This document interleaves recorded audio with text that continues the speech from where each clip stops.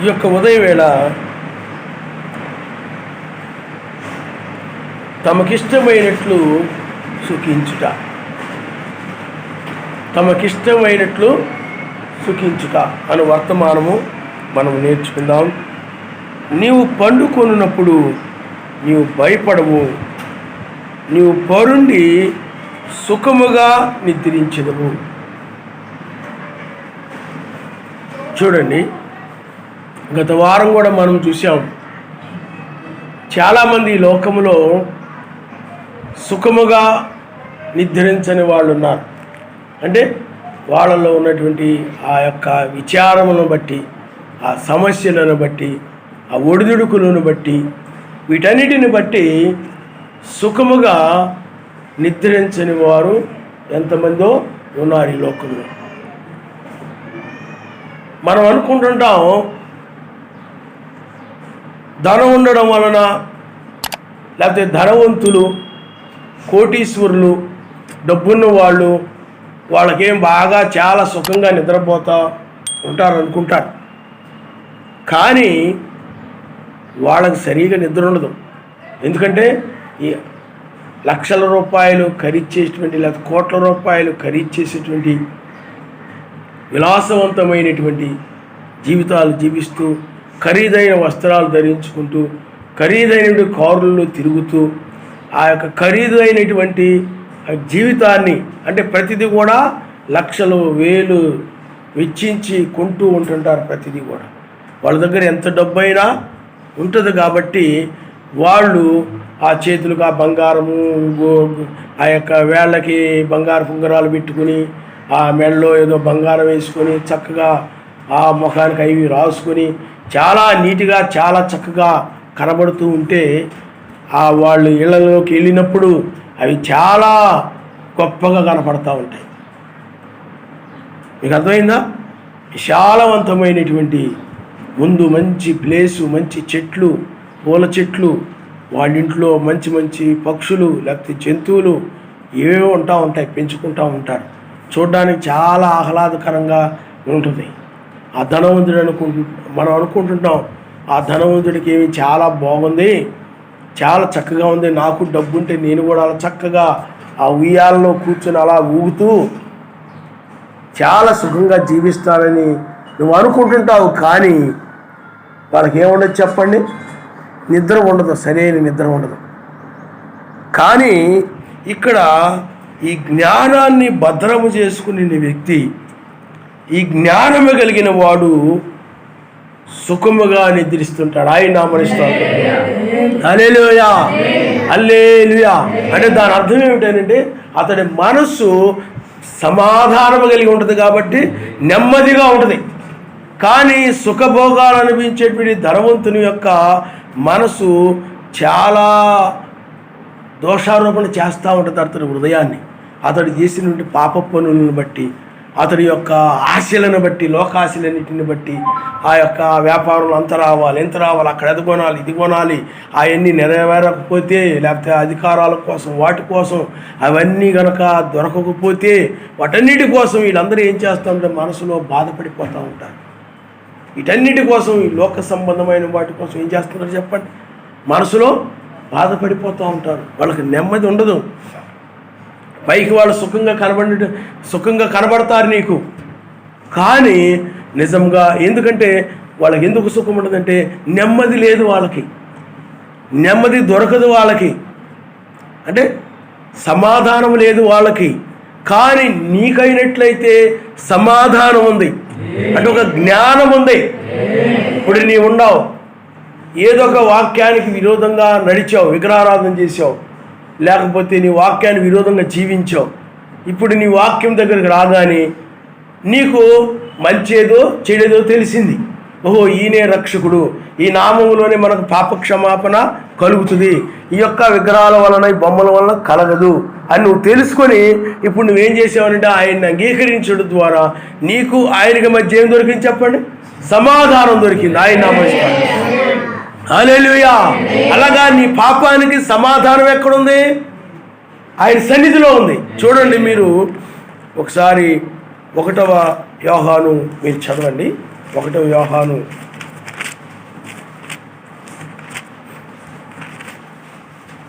చూడమ్మా 1 యోహాను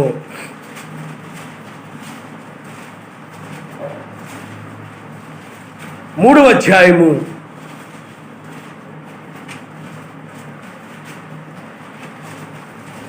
20వ వచనాన్ని మనం ఒకసారి చదువుకుందాం.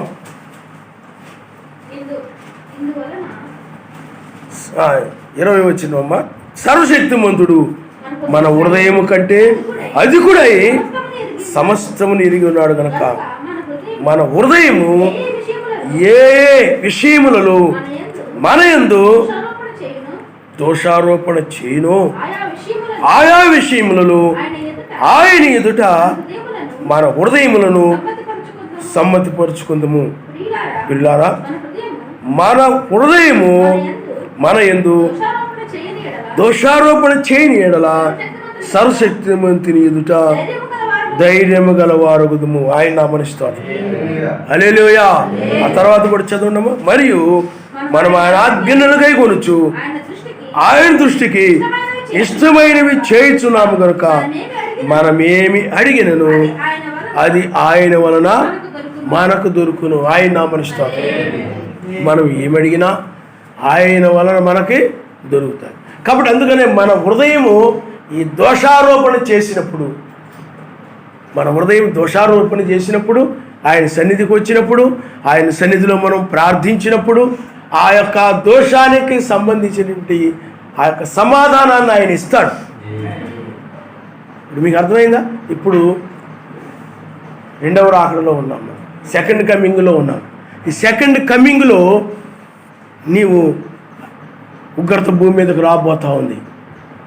ఆ భయం విడిచిపెట్టబడతానే భయం నీలో ఉందనుకోండి, ఆయన సన్నిధికి వచ్చి వాక్యం విన్నప్పుడు, ఆ వాక్య ప్రకారంగా నడిచినప్పుడు నీకేం దొరుకుతుంది చెప్పండి? ఆ భయం పోద్దు. అప్పుడు హృదయంలో ఏమొస్తుంది చెప్పండి? సమాధానం వచ్చేస్తుంది. ఆయన నామనిస్తాడు. నెమ్మది వచ్చేస్తుంది, నెమ్మది దొరుకుతుంది. అందువల్ల ఆ మనసు నెమ్మదిగా ఉండడమే దానికంటే సుఖం మరొకటి లేదు. ఆయన నామనిస్తాడు. హల్లెలూయా.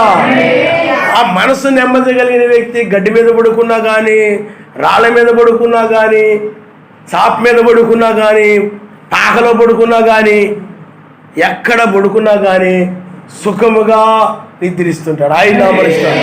హల్లెలూయా. ఎందుకంటే అతడు హృదయము దోషారోపణ లేదు, సమ్మతిపరుచుకుంటాడు, సమాధాన పడతాడు. ఏదైనా హృదయం దోషారోపణ చేసినప్పుడు ఆయన దగ్గర ఒప్పుకొని దాన్ని సరిచేసుకొని సమాధానం పొందుతాడు. కాబట్టి అతడు హృదయము దోషారోపణ చేయదు. అందుకనే బైబిల్లో మనకి లాజరు అలాగే పరిసయ్యుడు ఇద్దరు ఉన్నారు. ఇక్కడ లాజరుకి పరిసయ్యుడికి ఉన్న తేడా ఏంటంటే, లాజరేమో ఆయన జ్ఞానమును బట్టి నడుస్తూ, ఆ జ్ఞానం ఏమిటంటే ఆయనతో సమాధాన పడడమే. ఆయన వాక్య విరోధమైన దాన్ని విడిచిపెట్టి ఆయన వాక్యం నెరవేర్చేటువంటి వాడు జ్ఞానం కలిగిన వాడు. ఆయన నామనిస్తాడు. హల్లెలూయా. అలా నెరవేర్చడం వల్ల నీకేమొస్తుంది చెప్పండి? సమాధానం వస్తుంది. కాబట్టి అక్కడ ఆ బైబిల్లో ఆ లాజరు అతడు పేదవాడైనప్పటికీ కూడా, అతడు దరిద్రుడైనప్పటికీ కూడా, కానీ అతని మనసులో ఏమున్నది చెప్పండి? సమాధానం ఉన్నది. అందరూ అతను చూసి అనుకుంటున్నారు ఇతనికి సుఖభోగాలు ఏమీ లేవు, సుఖ జీవితం ఏమీ లేదు అనుకుంటున్నారు. కానీ అతడు సుఖం ఎక్కడ పొందుతున్నాడు చెప్పండి? హృదయములో ఉంది. ఆయన నామనిస్తాడు. అందుకనే హృదయములో వాక్యాన్ని లేకపోతే ఆ జ్ఞానాన్ని భద్రపరచుకోవడం వలన ఆ నెమ్మది అనేది వస్తుంది, ఆ సమాధానం అనేది వస్తుంది. ఆయన నామనిస్తాడు. హల్లెలూయా. అందుకనే చూడండి, మనము లూకాసు వార్త 16వ అధ్యాయము 19వ వచనంలో, ధనవంతుడు ఒకడుండెను. అతడు ఓదారంగు బట్టలను, సన్నపు నార బట్టలను, నార వస్త్రములను ధరించుకొని ప్రతి దినము బహుగా సుఖపడుచుండేవాడు. చూడండి, ధనవంతుడు ఒకడుండెను. అతడు ఓదారంగు బట్టలను, సన్నపు నార వస్త్రములను ధరించుకొని ప్రతి దినము బహుగా సుఖపడుతూ ఉండేవాడు. ప్రతిరోజు కూడా చాలా బహుగా సుఖపడుతూ ఉండేవాడు. అంటే మంచి వస్త్రాలు వేసుకొని అతడికి ఏ లోటు లేదు. చక్కగా అన్ని రకాలుగా కూడా అన్ని సౌకర్యాలు ఉన్నాయి అతడికి, చక్కగా సుఖపడతా ఉన్నాడు. లాజరు ఒక దరిద్రుడినను, వాడు కురుపులతో నిండినవాడై ధనవంతుని ఇంట వాకిట పడియుండి. చూడండి ఎక్కడున్నాడంటే అతడు కురుపులతో నిండినవాడు, అతడు దరిద్రుడు, డబ్బులు లేవు, ధనము లేదు, కానీ దరిద్రుడు. కానీ దాని తగ్గట్టే శరీరం అంతా కూడా కురుపులు, ఆ కురుపుల మీద ఏ యొక్క ఈగలు వాళ్తూ ఉండొచ్చు. ఏమండి, అతడి దగ్గర నుండి ఒక దుర్వాసన వస్తూ ఉండొచ్చు, ఆ కురుపులను బట్టి ఆ చీము గారుతూ ఉండొచ్చు. ఆ విధమైన పరిస్థితిలో ఉన్నాడు అతడు ఇంకా కురుపులతో నిండిన వాడై అతడు ఎక్కడున్నాడు చెప్పండి. మనకి ఈ రోజున ఏదైనా చిన్న అపార్ట్మెంటో లేకపోతే ఏదైనా మీకు చిన్న ఇల్లు ఏ ఒకటి ఉన్నాయి, కానీ అతడికి అది కూడా లేదు. అతడు ధనవంతుని యొక్క ఇంట వాకిట పడి ఉంటున్నాడు. చూడండి, ధనవంతుని యొక్క ఇంట వాకిట పడి ఉండి అతని బల్ల మీద నుండి పడు రొట్టె ముక్కలతో ఆకలి తీర్చుకొనగోరెను. అంతేకాక కుక్కలు వచ్చి వాని కురుపులు నాకెను, ఆ చీవులు నాకేసాయి. ఆ రక్తము చీము కారుతూ ఉంటుంది ఆ కురుపుల్లో. కుక్కలు వచ్చేసి అతడు అక్కడ కూర్చొని ఉంటే ఆ కుక్కలు వచ్చేసి అతడి యొక్క చర్మాన్ని, ఆ కురుపులని నాకేసాయి. ఆ ధనవంతుడు తినగా మిగిలిపోయి పడవేసేటువంటి ఆ రొట్టె ముక్కలను తింటూ ఉండేవాడు. ఎంత దరిద్రుడో మనం చూస్తూ ఉన్నాం. కానీ అతడికి ఏ సుఖభోగాలు లేకపోవచ్చు లోకంలో. బాగా అతడు శ్రమ పడుతూ ఉండవచ్చు, ఇబ్బందులు పడుతూ ఉండొచ్చు, బాధపడుతూ ఉండవచ్చు, కానీ మనసులో మాత్రము అతడికి సుఖమున్నది. ఆయన నామమున సుఖముగా నిద్రిస్తూ ఉన్నాడు. అంటే ఏ కలత లేకుండా ధైర్యంగా నిద్రిస్తున్నాడు. ఏదో భయం, ఒక వ్యక్తి భయం కలిగి ఉన్నాడు అనుకోండి, ఆ భయం కలిగిన వ్యక్తి సరిగా నిద్రపోలేడు, భయపడుతూ ఉంటాడు. కొంతమంది ఉంటారు, కోటీశ్వరులు ఉంటారు, వాళ్ళకి చాలా ఫ్యాక్టరీలు ఉంటాయి, ఆస్తులు ఉంటాయి. వాళ్ళు ఏం చేస్తుంటారంటే భయపడిపోతూ ఉంటారు. అదేమైపోద్దు, ఇదేమైపోద్దు, అది వాళ్ళు పట్టుకుపోతారేమో, ఇది వీళ్ళు పట్టుకుపోతారేమో. మీకు అర్థమైందా? వాటన్నిటి మీద ఆశలు కలిగి ఉండి వాళ్ళు ఏం చేస్తుంటారంటే వాటి మీద మనసు కలిగి ఉండి వాటి గురించి ఆలోచిస్తూ భయపడుతూ అవి నాకు దక్కవేమో అని ఆశలు కలిగి వాళ్ళు ఏం చేస్తూ ఉంటారంటే ఈ భూ సంబంధమైన వాటి కోసము ఆశలు కలిగి, ఆ భయం కలిగి, ఎక్కడ శత్రువులు పట్టుకుపోతారో, ఎక్కడ దుష్టులు పట్టుకుపోతారో అని భయపడుతూ వాళ్ళు ఏం చేస్తుంటారంటే సరైన నిద్రపోకుండా ఉంటారు. వాళ్ళకి ఏమిటి చెప్పడు, ఆ భయాన్ని బట్టి లోపల నిద్ర ఉండదు ఆ ధనవంతుడికి. ఆ ధనమును బట్టి ఆ బ్యాంకులు ఎప్పుడు మూసేస్తారో ఏమో. పలానోళ్ళకి కొన్ని లక్షల రూపాయలు అప్పిచ్చాను, అవి ఇస్తారు, తిరిగి ఇస్తారో ఎవరు, ఏమవుతాయో ఈ లోక సంబంధమైన వాటిని కలిగి ఉన్నాడు కాబట్టి వాటిని బట్టి అతడు ఎలా ఉన్నాడు చెప్పండి, మనసులో నెమ్మది లేదు అతడు ధనవంతుడికి. ఆ ధనవంతుడు ఎవరు? ఆ పరిసయ్యుడు. ఎందుకంటే ఈ రోజులో ధనవంతులు, ఈ రోజులో క్రైస్తవ ధనవంతులు కూడా అలాగే ఉన్నారు. మీరు అనుకోవచ్చు సతీష్ కుమార్కి ఏంటి సూపరం, చాలా బాగా ధనం ఉంది. జాన్ వెస్లీకి ఏంటి, అబ్బా ఆయన కోట్లు ఏంటి, వాళ్ళ డ్రెస్ ఏంటి, వాళ్ళ కారులు ఏంటి, అబ్బో వాళ్ళ పెద్ద చర్చీలేంటి, కోట్లాది రూపాయలు విలువ చేసి ఆరాధనా స్థలాలు, ఆ మందిరాలు, అబ్బో ఏంటి అని మీరు అనుకుంటుంటారు. కానీ వాళ్ళకి ఏముండదు చెప్పండి, మనశ్శాంతి ఉండదు, వాళ్ళకి సుఖం ఉండదు. వాళ్ళకి పైకి సుఖ భోగాలతో నడుస్తున్న వాళ్ళకి కనబడుతూ ఉంటారు, కానీ వాళ్ళు రాత్రులు నిద్ర పట్టక నిద్ర మాత్రలు మింగుతూ ఉంటారు. చాలామంది నిద్ర మాత్రకు బానిసలైపోయి ఉంటారు, ప్రాణాల మీద కూడా తెచ్చుకుంటూ ఉంటారు. ఎందుకంటే వాళ్ళ ఆశలను బట్టి, వాళ్ళ దురాశలను బట్టి ధనవంతులు అయిపోవాలని, ఆస్తిపరులు అయిపోవాలని వాళ్ళ ఆశలతో చేస్తుంటారు. వాళ్ళు చేసే పనులన్నీ కూడా వాళ్ళు ధనవంతులు కావాలని ఆశతోనే వాళ్ళు చేస్తూ ఉంటారు. డబ్బున్న వాళ్ళం అయిపోవాలని ఆశలతోనే వాళ్ళు నిద్రలేసిన దగ్గర నుండి ప్రయాసపడుతూ ఉంటారు లోకంలో. ఈ యొక్క మత్స్యాక వాళ్ళు కావచ్చు, అన్యులు కావచ్చు, వీళ్ళందరూ కూడా. అందువల్ల ఈ లోక ఆశీర్వాదాన్ని చూసుకొని సర్వశక్తిమంతుడు మనల్ని బహుగా దీవించాడు అనుకుంటుంటారు. కానీ లాజరు అయినట్లయితే ఈ దీని కొరకు ప్రాకులాడలేదు, భూ సంబంధమైన వాటి కొరకు ప్రాకులాడలేడు. ప్రాకులాడలేదు. ధనవంతుడు కావాలని ఆపేక్ష లేదు, ఆస్తిపరుడు కావాలని ఆపేక్ష లేదు. వాళ్ళై నాకు వచ్చి పడిపోతే బాగుండు, వీళ్ళై నాకు వచ్చి పడిపోతే బాగుండు, నేను ధనవంతుడైపోతాను అని అక్రమాలు, అన్యాయాలు, మోసాలు చేసి వాళ్ళను చంపి వీళ్ళని చంపి ఏదే విధంగా పైకి ఎదిగి ఆస్తిపరులైపోయి ఉన్నతమైన శిఖరాలకి వెళ్ళాలనే ఆశలు ఈ యొక్క లాజరుకి లేవు. అతడు ఉన్నదానితో ఏది ఉంటే ఆ ధనవంతుని ఇంట వాకిట పడ ఏది ఉంటే దాన్ని తింటూ భుజిస్తూ ఒక సామాన్యమైన జీవితాన్ని జీవిస్తూ ఉన్నాడు. ఆయన నామనిస్తాడు. హల్లెలూయా, హల్లెలూయా, హల్లెలూయా. మీకు అర్థమైందా? అందుకనే ఇక్కడ ఆ యొక్క లాజరు నెమ్మదిగా సుఖముగా నిద్రిస్తూ ఉన్నాడు. ఎందుకంటే అతను జ్ఞానము కలిగిన వాడు.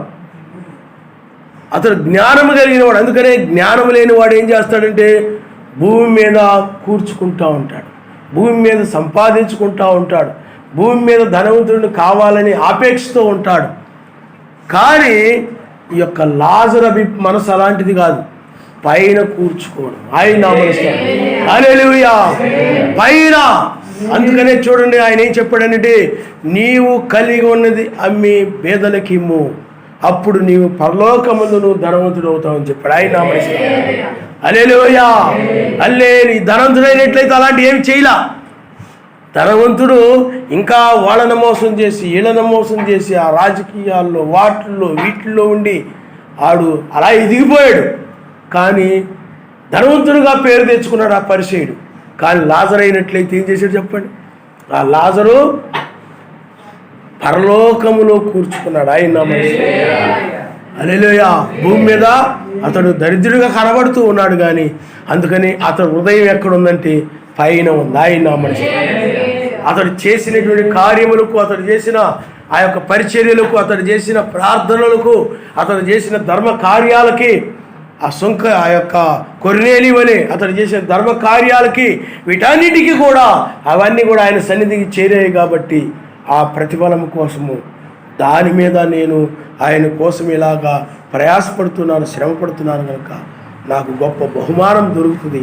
నేను ఆ విధంగా ఆయన పరిచర్య చేస్తూ ఉన్నాను కనుక నాకు గొప్ప ప్రతిఫలం కలుగుతుంది, నేను ఆ ప్రతిఫలాన్ని పొందుకుంటానని దాని మీద మనసు కలిగి ఉన్నాడు లాజరు. ఆయన నామనిస్తాడు.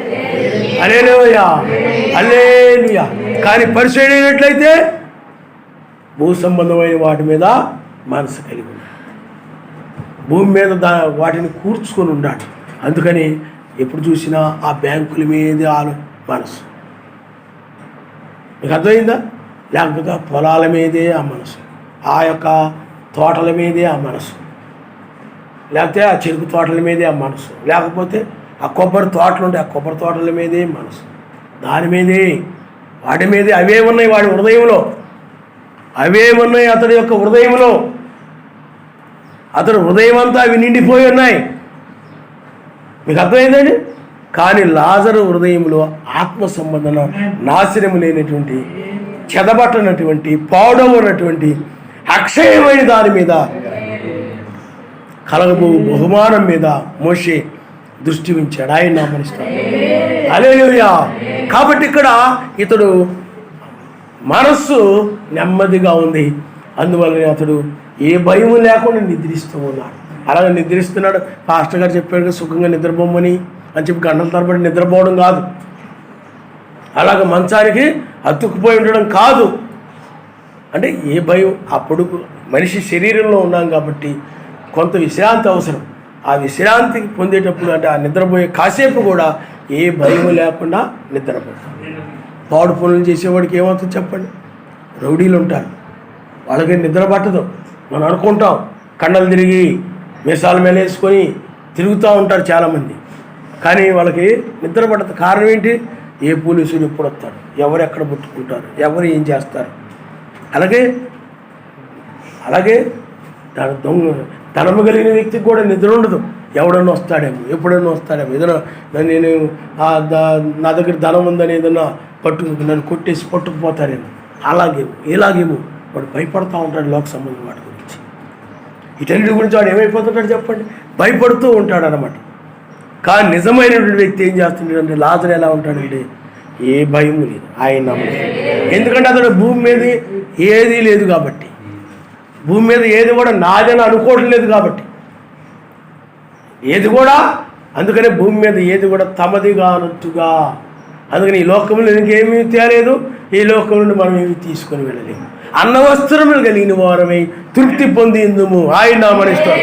లాజరు ఆ విధంగా తృప్తి పొంది ఉన్నాడు, ఉన్నదాంతో సంతృప్తి పొంది ఉన్నాడు, ఉన్నదానితోటి సంతృప్తి పొంది జీవిస్తూ ఉన్నాడు. కానీ పరిసయ్యుడికైతే సంతృప్తి లేదు.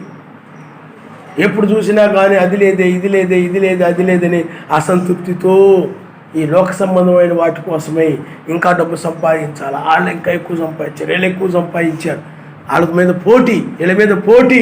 ఈ సంవత్సరం నేను ఇంత సంపాదించాలి, ఆ సంవత్సరం అంత సంపాదించాలా. మీకు అర్థమైందా? అందుకనే పరలోకం రానోడికి ఏం చేస్తాడంటే ఆయన వాడికి భూమి మీద ప్రతిఫలం ఇచ్చేస్తాడు. ఆయన లోక సంబంధం ఇస్తాడు, శ్రమను కూడా ఇచ్చేస్తాడు. మీకు అర్థమైందా? పరలోకం రానోడు.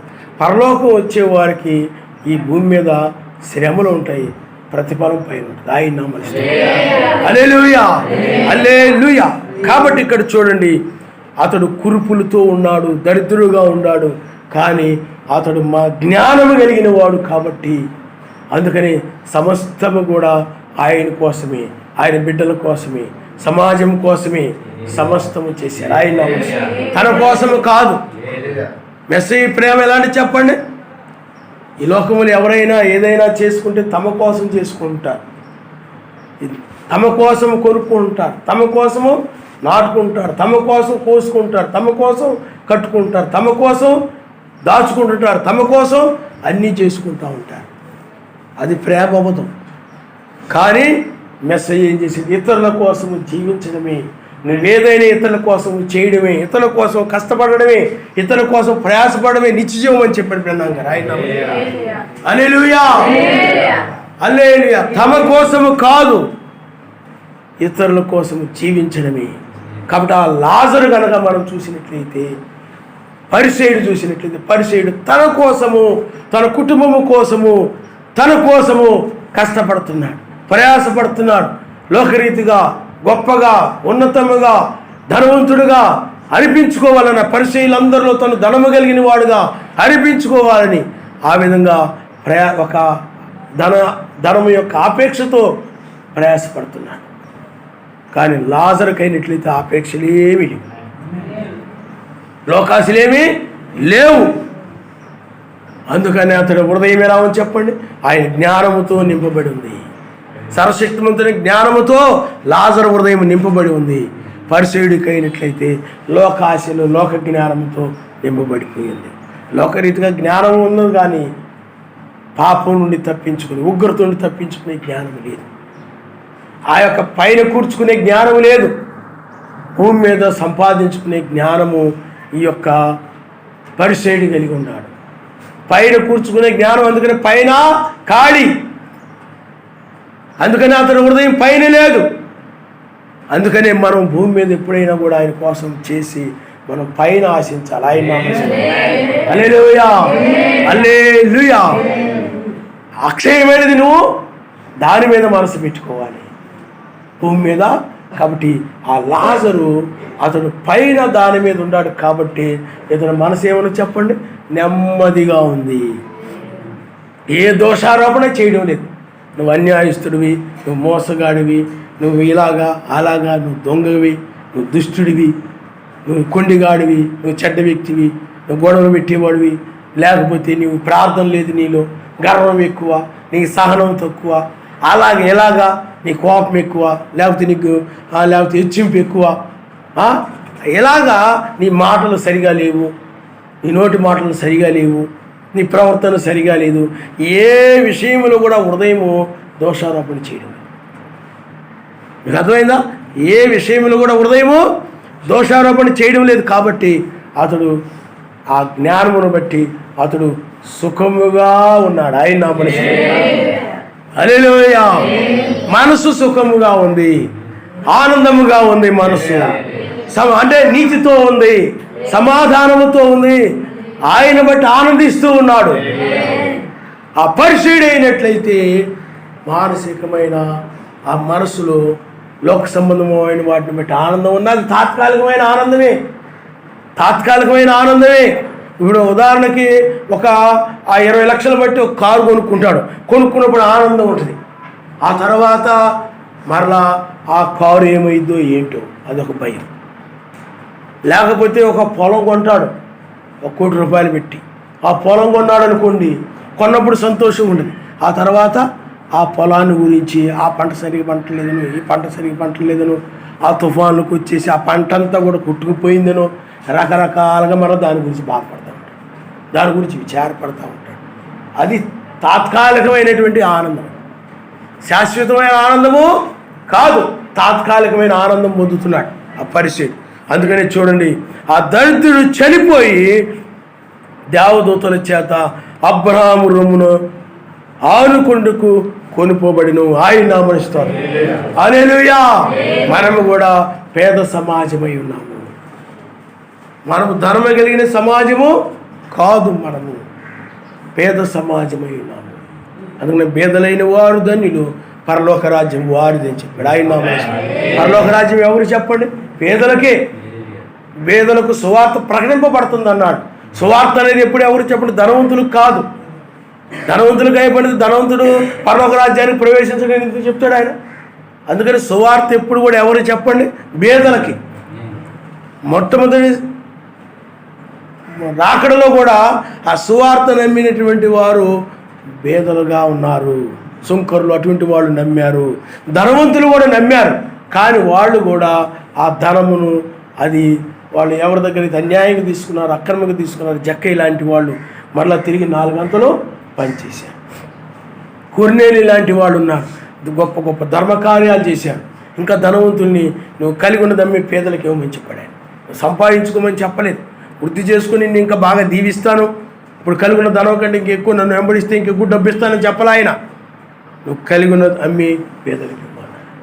అందుకని పేదలకు మాత్రమే సువార్త, పేదలు మాత్రమే రక్షించబడతారు, వాళ్ళకు మాత్రమే నెమ్మది.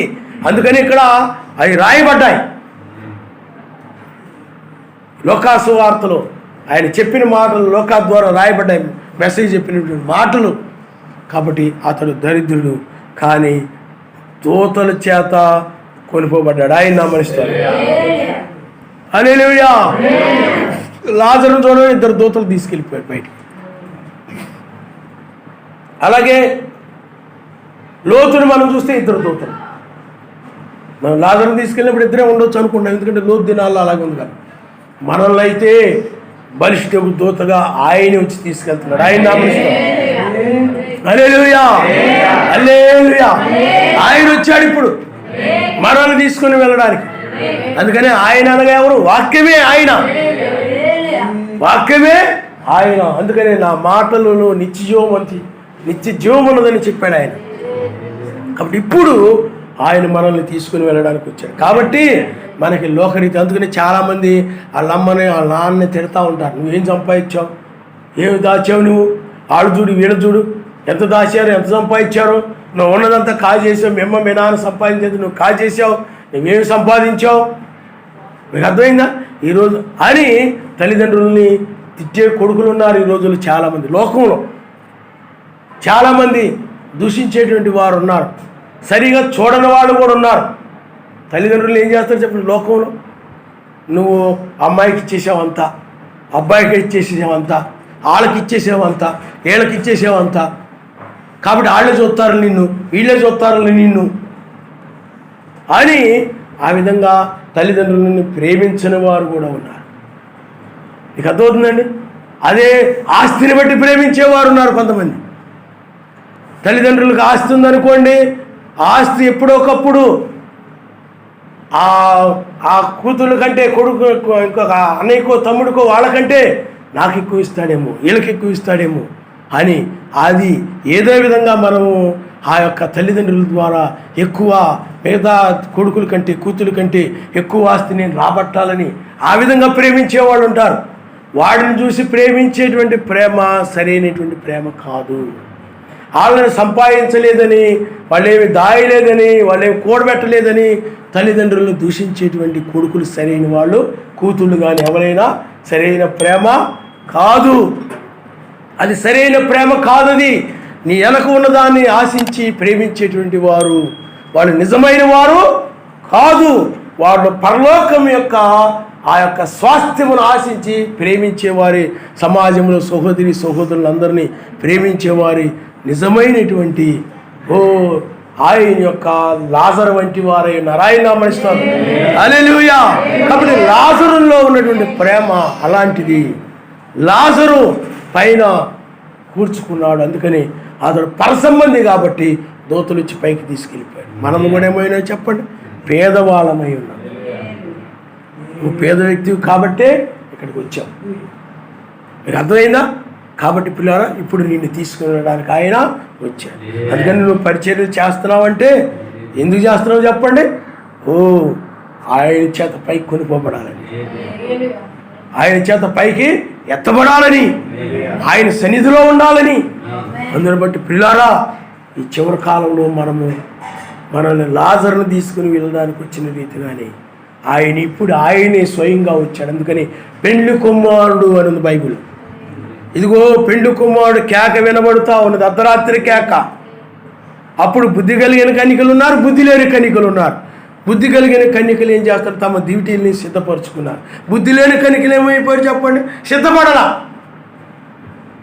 వాళ్ళు ఏమైపోయారు? ఆ పెండ్లి కుమారుడు వచ్చినప్పుడు బుద్ధి కలిగిన వారు పెండ్లి కుమారుడితో పాటు లోపలికి పోయి పెండ్లి విందుకు పోయారన్న ఆ యొక్క బుద్ధి లేని కన్యకలు సిద్ధపడని వారు విడిచిపెట్టబడ్డారు. అందుకని ఇప్పుడు పెండ్లి కుమారుడే వచ్చి బుద్ధి కలిగిన కన్యకని, ఆ పేద కన్యకని ఆయన పెండ్లి విందుకి, అంటే వివాహం చేసుకుని పెండ్లి విందుకి తీసుకుని వెళ్ళడానికి ఆయన ఇచ్చాడు. ఆయన నామమున హల్లెలూయా. అందుకనే ఇప్పుడు పెండ్లి కుమారుడి కాలంలో మనం ఉన్నాం. ఆ పెండ్లి కుమారుడే దూత, బలిష్ఠకు దూత అని వాక్యం చెప్తా ఉంది. బలిష్ఠకు నక్షత్రము, దూత అంటే నక్షత్రము, బలిష్ఠకు నక్షత్రముగా ఉన్నాడు ఇప్పుడు ఆయన.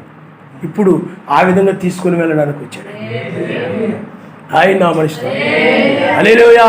అందువల్ల మనం జ్ఞానం కలిగిన వారం కాబట్టి మనకి ఇప్పుడు ఇచ్చిన జ్ఞానాన్ని బట్టి, అందుకనే ఈ లోకమును, లోక సంబంధమైన వాటి మీద మనం మనసు పెట్టకుండా, లోతు వలె మన వెనక తట్టు చూడకుండా, వాటిని ప్రేమించకుండా మనము నీతి, సమాధానం, పరిశుద్ధాత్మ్యందని అనగా రాజ్యమును మనం ఎదుగుచున్నామని, దాన్ని మనం ప్రేమిస్తున్నామని ఆయన నామమున హల్లెలూయా. దాన్ని ప్రేమించినప్పుడే దానికోసం నువ్వు ప్రార్థిస్తావు. నాకు నీతిని దయచేయి నాయన, నాకు సమాధానాన్ని దయచేయి నాయన, నాకు పరిశుద్ధాత్మ ఆనందాన్ని దయచేయి నాయన, పరిశుద్ధాత్మ ఆనందాన్ని నాకు ఇవ్వు నాయన అని నువ్వేం చేస్తున్నావు చెప్పండి? ప్రార్థిస్తున్నాను. ఆయన నామమున హల్లెలూయా, హల్లెలూయా. అందుకని లోక సంబంధమైన వాళ్ళు ఏం చేస్తుంటారు? లోక సంబంధం వాటిని ప్రేమిస్తుంటారు కాబట్టి వాటి గురించి వాళ్ళు ప్రార్థించుకుంటారు. మన ప్రార్థన నీతి, సమాధానం, పరిశుద్ధాత్మ ఆనందం. అప్పుడు మీకేమి కావాలేనో మీ తండ్రికి తెలియను. ఆకాశ పక్షులను చూడండి, అవి ఎత్తవు, కోయవు, వాటికంటే మీరు శ్రేష్టమైన వారు కాబట్టి వాటిని పోషించున్న ఆయన మిమ్మల్ని కూడా ఆయన పోషిస్తాడని చెప్పాడు. ఆయన హల్లెలూయా, హల్లెలూయా. కాబట్టి పిల్లరా, ఇక్కడ ఆ యొక్క లాజరు కొనిపోబడ్డాడు. చూడండి, ఎక్కడ కొనిపోబడ్డాడు?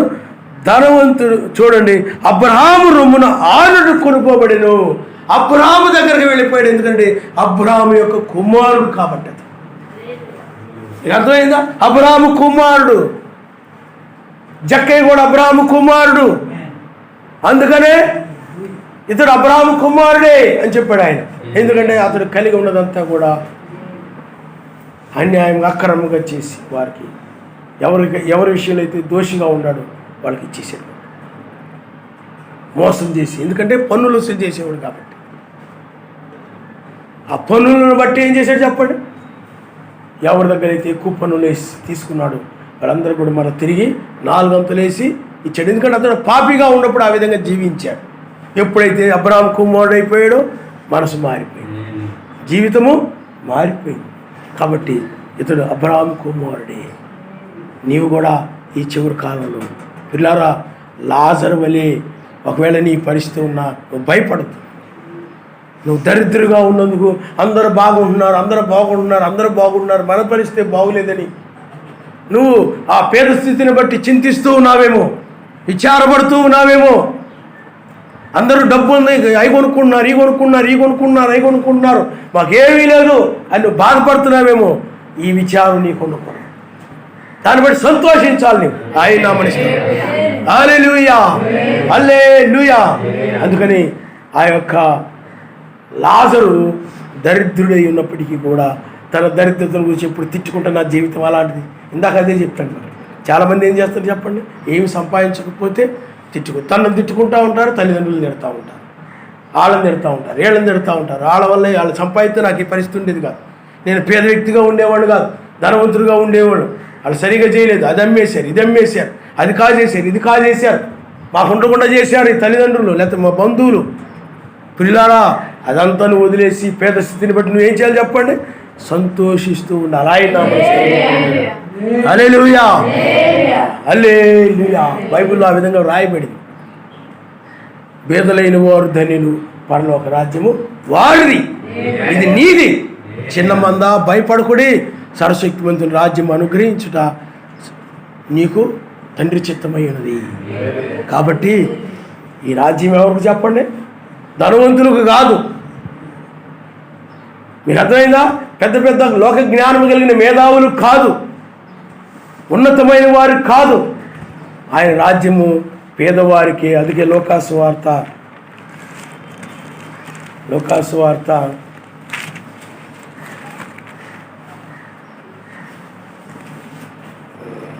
6వ అధ్యాయం ఒకసారి చూడండి. మత్తయి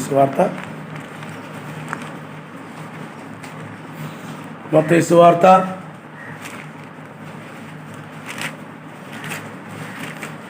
6వ అధ్యాయము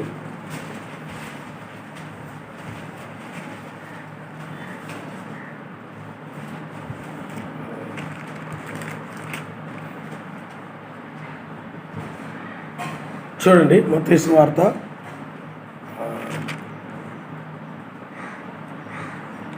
6వ అధ్యాయము 19వ వచనాన్ని మీరు ఒకసారి చదవండి. భూమి మీద మీ కొరకు ధనము కూర్చుకొనవద్దు, ఇక్కడ చిమ్మెటయు తుప్పును తినివేయును, దొంగలు కన్నం వేసి దొంగిలెదరు. పరలోకమందు మీ కొరకు ధనము కూర్చుకొనుడి, అక్కడ చిమ్మెటైనను తుప్పైనను. చూడండి అక్కడ ఏం చెప్తున్నాడంటే, చూడండి, భూమి మీద మీ కొరకు అంటున్నాడు ఆయన. మీ కొరకు ధనము కూర్చుకొనవద్దు, ఇక్కడ చిమ్మెటయు తుప్పును తినివేయును, దొంగలు కన్నం వేసి దొంగిలెదరు. పరలోకమందు మీ కొరకు ధనము కూర్చుకుంటే, ఇక్కడ కాదు, మీరు ఉండేది అక్కడ కాబట్టి, ఎప్పుడు అక్కడ ఉండేది అక్కడ కాబట్టి అక్కడ కూర్చుకోవాలి. ఇది మనం ఇక్కడ తాత్కాలికమే, ఈ శరీరం తాత్కాలికమే, ఈ లోకం తాత్కాలికమే. అక్కడ చిమ్మిటేను తుప్పేను దాన్ని తినివేయదు, దొంగలు కన్నం వేసి దొంగిలించరు. చూడండి, ధనమెక్కడుండును అక్కడే నీ హృదయం ఉండాలి. మీకు అర్థమైంది? మన హృదయం ఎక్కడుండాలి? ఇప్పుడు పైన. లాజరు హృదయం ఎక్కడుంది? పైన ఉంది. భూమి మీద లాజరు హృదయము లేనే లేదు. అతని హృదయము పైన ఉన్నది కనుక నీ హృదయం కూడా ఎక్కడ ఉండాలంటే పైన ఉండాలి. అలాగే లోకాసు వార్త 6వ అధ్యాయము 20వ వచనాన్ని మీరు ఒకసారి చూడండి.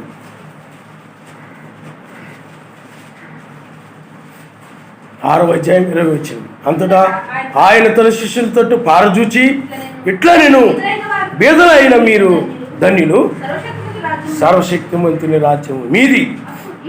ఇప్పుడు ఆకలి కొనుచున్న మీరు ధన్యులు, మీరు తృప్తిపరచబడతారు. ఇప్పుడు ఏడ్చుచున్న మీరు ధన్యులు, మీరు నవ్వుదురు.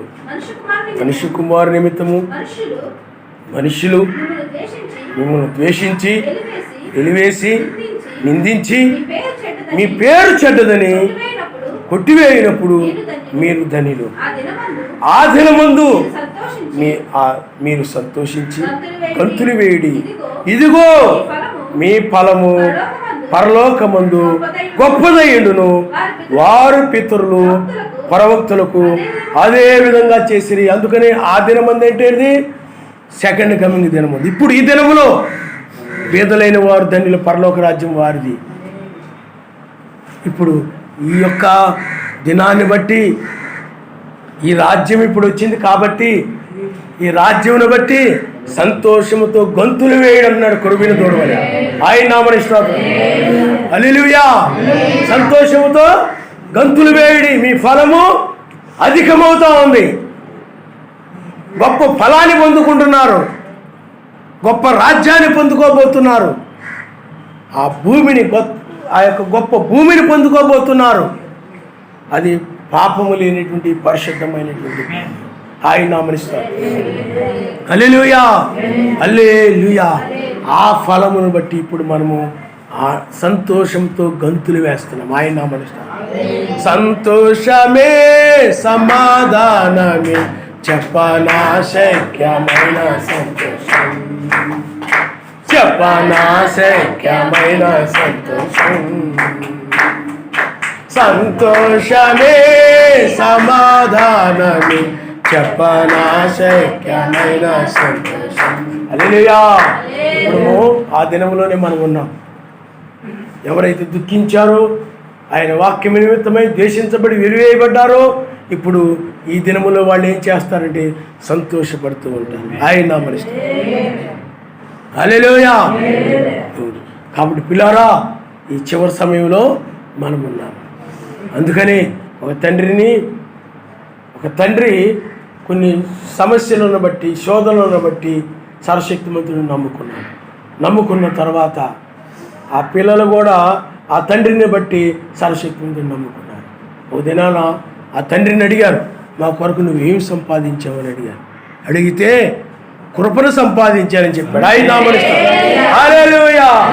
ఆస్తి కంటే గొప్ప దేవుడు చెప్పండి, కృప. ఆయన్ని సంపాదించుకున్నాను, ఆయన ఉంటే చాలు. ఆయన నామమున స్తోత్రం. హల్లెలూయా, హల్లెలూయా. కాబట్టి పిల్లారా, అందుకని ఆ ధనవంతుడి గురించి మీరు చూడండి. అయ్యో, చదవండి అమ్మా. అయ్యో ధనవంతులారా, మీరు కోరిన ఆదరణ మీరు పొంది ఉన్నారు. అయ్యో ఇప్పుడు కడుపు నిండి ఉన్న వారులారా, మీరు ఆకలి పొందురు. అయ్యో ఇప్పుడు నవ్వుచున్న వారులారా, మీరు దుఃఖించి ఏడుతురు. మనుషులందరూ మిమ్మల్ని కొనియాడినప్పుడు మీకు శ్రమ. వారి పితరులు అబద్ధ ప్రవక్తలు అదే విధంగా చేసిరి.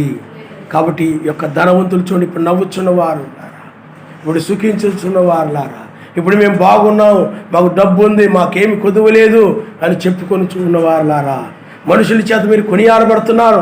అబ్బా వాళ్ళు డబ్బు ఉన్నోళ్ళు, ఓహో వాళ్ళు మంచి జ్ఞానం కలిగిన వారు, పెద్ద పెద్ద కాలేజీల్లో పనిచేస్తున్నారు, లక్షలాది రూపాయల జీతాలు. నెలకి మా అల్లుడికి ప్రొఫెసర్ అండి, మా అల్లుడు, ఆయనకి నెలకి 10 లక్షలు. ఇంకొకరు అంటారు మా అల్లుడు డాక్టరు, లేకపోతే మా అల్లుడు కలెక్టర్ గారికి ఆ గోల్డ్ డబ్బు ఆ జిల్లా అంతా ఆయన చేతిలోనే ఉంటుంది. కొనియాడబడతా ఉంటారు చాలామంది ఈ విధంగా.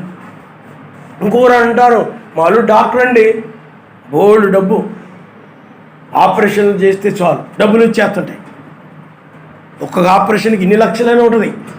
మనుషుల చేత కొనియాడబడుచున్న వారులారా, మీకు శ్రమ. అందుకని ధనవంతులు ఎక్కడ పడిపోతారు చెప్పండి? శ్రమంలో పడిపోతారు. అందుకని చూడండి, పేదలైన వారిదే పరలోక రాజ్యం. ఇప్పుడు ఆ రాజ్యం వచ్చింది కాబట్టి నువ్వు సంతోషించు. ఆయన హల్లెలూయా. చూడండి లూకా సువార్త 16వ అధ్యాయంలో ఆ లాజరు కొనిపోబడ్డాడు. ఆ తర్వాత ఆ ధనవంతుడు చూద్దాం. అప్పుడు అతడు ధనవంతుడు కూడా చనిపోయి, ఎక్కడికి వెళ్ళిపోయాడు చెప్పండి? ధనవంతుడు పాతి పెట్టబడ్డాడు. దూతలు వచ్చారా? రాలేదు. తీసుకెళ్ళడానికి వచ్చారా? రాలేదు.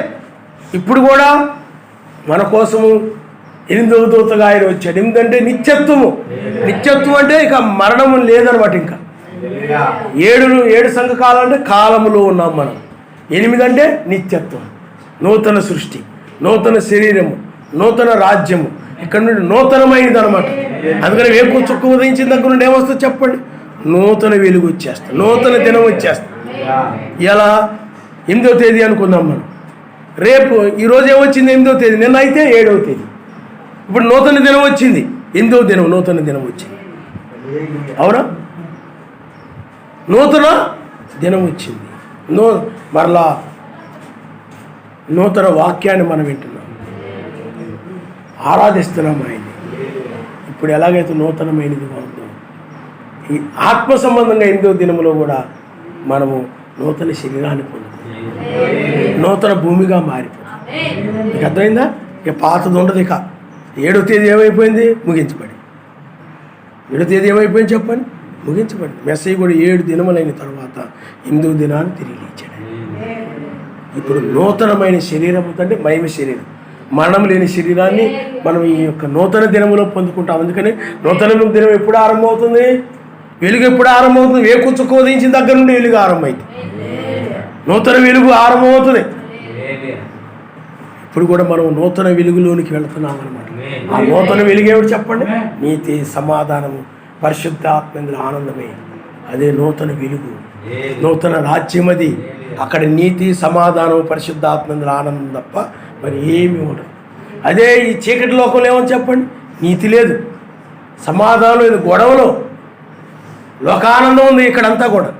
కానీ ఈ నూతన దానిలో ఏమని చెప్పండి? లోకానందం కాదు.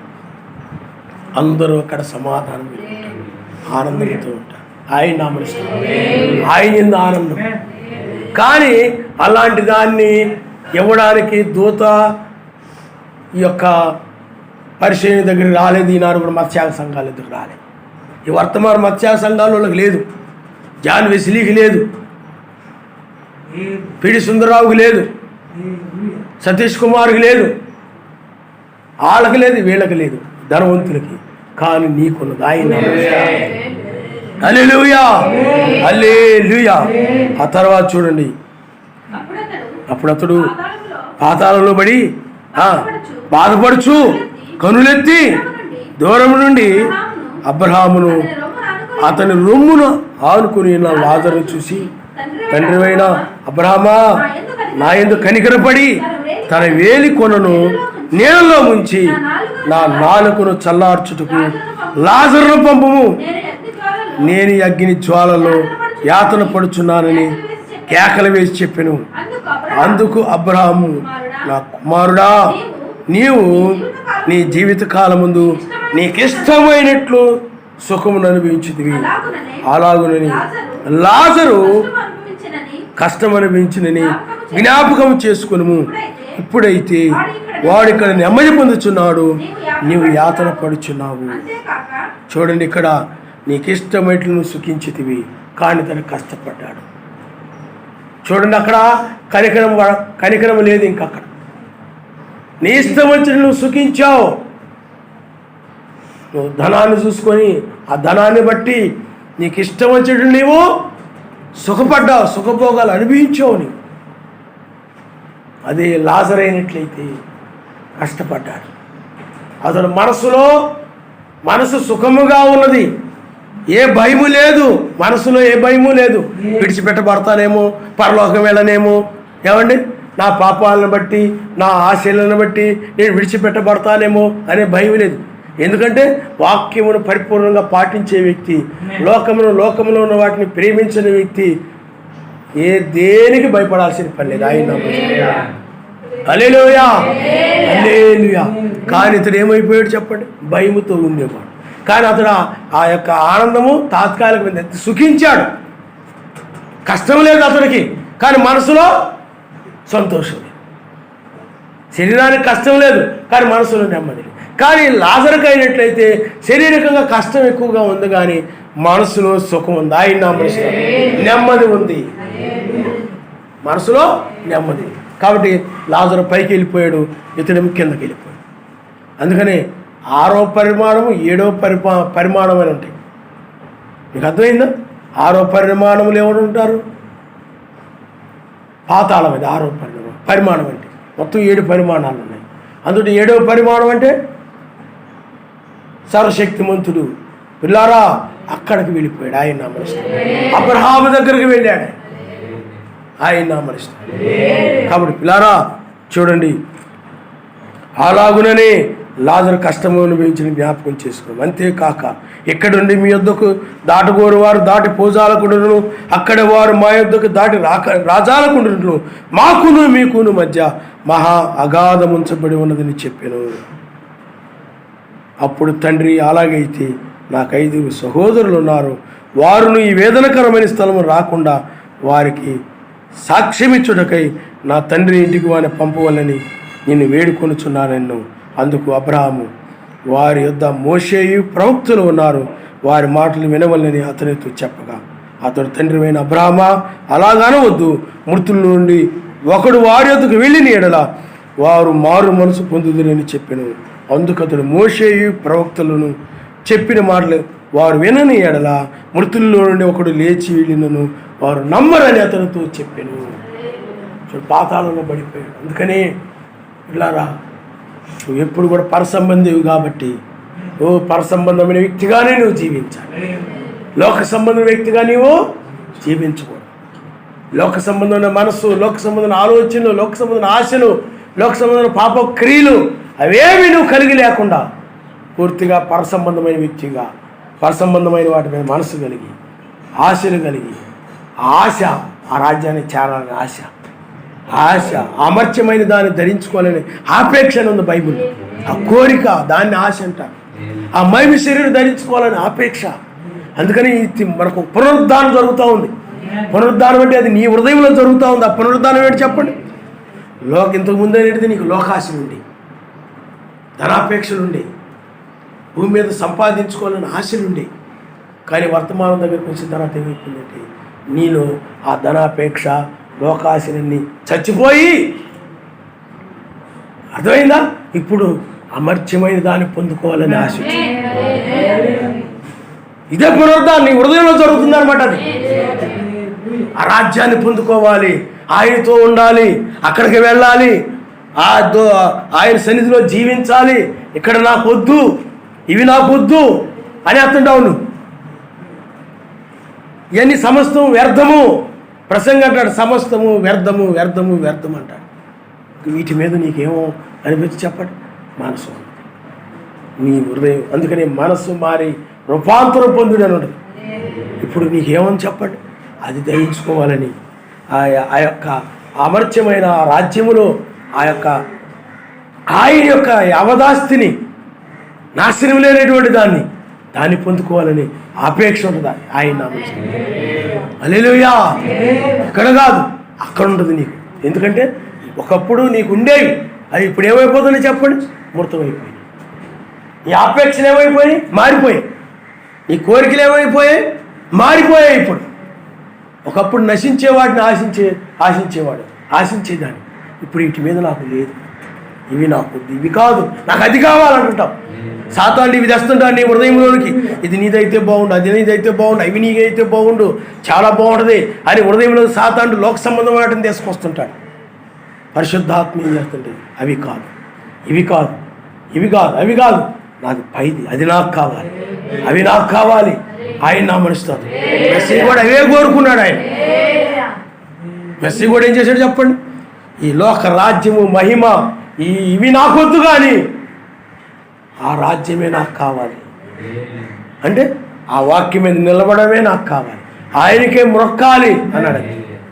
ఆ సాతాను అన్నాడు, నాకు మొక్కినట్లయితే ఇవన్నీ లోకంలోనే నీవైపోతాయి అన్నాడు. మెస్సీ అన్నాడు, నాకు వద్దు. ఆనాడు కనుక ఆయన రాజీ పడిపోయినట్లయితే ఈనాడు మనకు రక్షణ ఉండేది. మన కోసమే ఆయన రాజీ పడలేదు, ఆయన నామనిస్తాడు. హల్లెలూయా. ఆ రోజు సాతానుతో రాజీ పడిపోయి సరేలే అని వాడికి మొక్కి ఈ లోకానికి అందరూ కూడా ఆయన రాజు అవ్వచ్చు. కానీ ఆయన ఆ విధంగా రాజు అయినట్లయితే ఆయన రక్తం చిందించినా కానీ మనకు ప్రయోజనం ఉండదు. ఎందుకంటే ఆయన కూడా పాపిగా మారిపోయాడు కాబట్టి. కానీ సాతానుడికి ఆయన మొక్కకుండా, పాపి కాకుండా ఆయన పరిశుద్ధుడిగా ఉన్నాడు కాబట్టి ఇప్పుడు మనకు రక్తము ద్వారా విమోచన కలిగింది. ఆయన నామమున హల్లెలూయా, హల్లెలూయా. అందుకని చాలామంది ఈ లోక సంబంధమైన వాటిని ఆశించి పరలోక సంబంధం వాటిని పోగొట్టుకుంటారు చాలామంది. మీకు అర్థమైందా? చాలామంది బైబిల్లో ఏషియా ఉన్నాడు, లోక సంబంధమైన దానికోసం పరలోక సంబంధమైన జ్యేష్ఠతక్కుని పోగొట్టుకున్నాడు. అందుకని పరిశుద్ధాత్మ నీలో ఉందంటే ఈ లోకంలో ఏవి నీకు గొప్పగా కనపడవు. లోకంలో కళ్ళకు కనబడే ఏవి నీకు గొప్పగా అనిపించు. ఆహా ఎంత గొప్ప అని అనిపించు. నీకు వాక్యమే గొప్పగా కనపడుతుంది. లోకాత్మ గనక ఉన్నట్లయితే లోకము నీకు గొప్పగా కనపడుతుంది. కానీ ఈ వాక్యము ఇవన్నీ గొప్పగా అనిపించవు. చాలామందికి గొప్పగా కనపడవు. అందుకనే చూడండి, వాక్యం ఎవరికి కావాలండి అని లోక ఆశీర్వాదం కావాలి. కానీ అందుకని ఇవన్నీ చూసుకొని మనం బైబిల్లో ముగ్గురిని చూస్తుంటాం. వాడికి ఏది గొప్పగా కనపడి చెప్పండి. రాజు ఏవేవి ఇస్తానంటే అవి గొప్పగా కనిపించలే వాళ్ళకి. అప్రతిమగా నమస్కారం చేస్తే మీకు అవి ఇస్తాను, ఈ ఇస్తాను, ఇళ్ళ స్థలాలు ఇస్తాను, లేకపోతే మీకు అపార్ట్మెంట్లు ఇస్తాను, మాకు ఓట్లు ఇస్తాను అంటున్నారు చాలామంది. మీకు అర్థమైందా? అలాగే ఆ రోజుల్లో కూడా ప్రతిమకు నమస్కారం చేస్తే మీకు అవి ఇస్తాం అన్నారనుకోండి, చాలామంది వాటికి లొంగిపోయి ప్రతిమకు నమస్కారం చేశారు. వాటి కోసమని అవి గొప్పగా కనపడుతున్నాయి. ఎందుకంటే వాళ్ళలో లోకాత్మ ఉంది కాబట్టి. ముగ్గురు యూదుల్లో ఉంది పరిశుద్ధ ఆత్మ. అందుకని వాళ్ళకి ఇవి గొప్ప కనపడలేదు. ఇవి కాదు మాకు అక్కర్లేదు, మాకు కావలసింది వాక్యము. అందువల్ల మేము విగ్రహాలను చేయమన్నాడు. అందుకని వాళ్ళని ఆయన కాపాడాడు. ఆయన నామస్తున్నారు. హల్లెలూయా. కాబట్టి పిల్లలు ఆలోచన చేయండి. ఓ సుఖముగా లోకంలో బ్రతికినటువంటి ఆ యొక్క పరిసేయుడు ఎక్కడికి వెళ్ళిపోయాడు చెప్పండి? పాతాళానికి వెళ్ళిపోయాడు. వేదన పడ్డాడు. ఇక్కడ రక్షణ దొరకలేదు అతనికి. తనకిష్టం వచ్చిన లోకరీతిగా సుఖించాడే తప్ప ఆయన జ్ఞానము కలిగి సుఖంగా నిద్రపోలేదు అతను. కానీ ఆ పేదవాడైనట్లయితే, ఆ లాజర్ అయినట్లయితే, నీవైనట్లయితే నీకు ఏ భయం లేదు. విడిచిపెట్టబడతానని భయం లేదు, మరణ భయం లేదు. ఎందుకంటే నీకు ఆయన కాపుదలు, ఆయన దూతలు ఉన్నారు, ఆయన ఉన్నాడు నీకు తోడుగా. అందువల్ల నీకు, ఎందుకంటే ఆయన జ్ఞానాన్ని బట్టి నువ్వు ఆ జ్ఞానాన్ని బట్టి ఆయన ఎన్నుకున్నావు రాజుగా. నీకు ఆ జ్ఞానం ఆయనే ఇచ్చాడు. అందువల్ల ఆయన నీకు తోడుగా ఉన్నాడు కాబట్టి నీవు భయపడవు. ఆయన తోడుగా ఉన్నాడు కాబట్టి నువ్వేం చేయవు చెప్పండి? భయపడవు. సుఖముగా నీవు నిద్రించదు. సుఖముగా నీవు అంటే మనసు సుఖముగా, నెమ్మదిగా, సమాధానంగా ఉండదు తప్ప ఏ భయము ఉండదు. ఏ పాప భయము ఉండదు. కొంతమంది పాప భయం వెంటాడుతూ ఉంటుంది. వాళ్ళనప్పుడు ఆ తప్పు చేశాను, అది వాళ్ళని వెంటాడుతూనే ఉంటుంది జీవితం అంతా వాళ్ళకి. కానీ నీవైనట్లయితే ఆయన సన్నిధిలో నువ్వు ఒప్పుకుంటావు. మనుషుల విషయం ఏదైనా అపరాధం ఉన్నట్టు మనుషుల విషయంలో ఒప్పుకుంటావు. అప్పుడు నువ్వు సమాధానం పొందుతావు. ఆయన నామనిస్తావు. హల్లెలూయా. ఎవరి విషయంలో పొరపాటు చేస్తే నేను పొరపాటు చేశాను, నన్ను క్షమించమంటావు. నీకు సమాధానం దొరుకుతుంది. ఆయన విషయంలో చేసినట్లయితే, ఆయన చెప్పింది కనుక నువ్వు లోబడకపోయినట్లయితే, చేయకపోయినట్లయితే, నాయనా నన్ను క్షమించు నాయన అంటావు. సమాధానం దొరుకుతుంది. ఆయన నామనిస్తావు. అందుకే సమ్మతి పరుచుకుందాం మనం. మిగతా వాడికైతే ఆ సమాధానము. అందుకని నువ్వు శారీరకంగా లోకంలో కష్టపడవచ్చేమో కానీ ఈ మనసు నెమ్మదిగా ఉంటుంది. అందుకని శరీరంగా కష్టపడిన పేద వ్యక్తి కాబట్టి కష్టపడాలి. అతను కష్టపడతాడు. పేద వ్యక్తి అతడు పైకి వెళ్ళిపోతాడు. ధనవంతుడు కష్టపడ్డ సుఖపడతాడు, కానీ మనసులో నెమ్మది ఉండదు, పరిశుద్ధత లేదు. హృదయం అంతా దోషారోపణ చేస్తుంది. అందుకని నీ హృదయం దోషారోపణ చేస్తుంటే నీ పరలోకం రావు. నీ హృదయం ఏదైనా దోషారోపణ చేస్తుంటే సమ్మతిపరచు. ఆయన నామనిస్తాడు. అతను హృదయం దోషారోపణ చేస్తున్న సమ్మతిపరచుకోవాలా. అతను దోషాలు ఒప్పుకోవాలి. ఆయన సన్నిధిలో విడిచిపెట్టబడ్డాడు. తల ఉంచుకొని మనం ప్రార్థన చేసుకున్నాం.